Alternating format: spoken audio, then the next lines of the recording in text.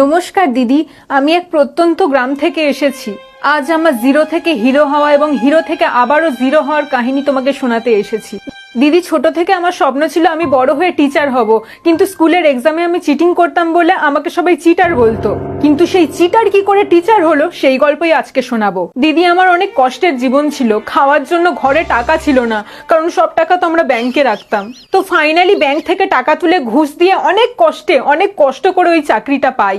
সবাই ভাবে যে ঘুষের চাকরিতে নাকি কষ্ট নেই, কিন্তু তারা তো জানে না ব্যাংকের লাইনে দাঁড়িয়ে অতগুলো টাকা তোলা কত যে কষ্টের। সেটা দিদি আমি ছাড়া আর কেউ জানে না। তারপর সেই লাখ লাখ টাকা নিজের ঘাড়ে করে বয়ে আনলাম দিদি। আবার সেই টাকা সারা রাত জেগে নিজে গুনে চেক করে নিলাম। দিদি, আপনি বলুন তো, অতগুলো টাকা গুনতে কি কষ্ট হয় না? তারপরেও লোকে বলবে আমি নাকি ফোকটে চাকরি পেয়েছি। না ভাই, ফোকটে না, আমাকেও কষ্ট করতে হয়েছে। রাত জেগে তোমরা যেমন বই পড়েছো, রাত জেগে আমাকেও টাকা গুনতে হয়েছে।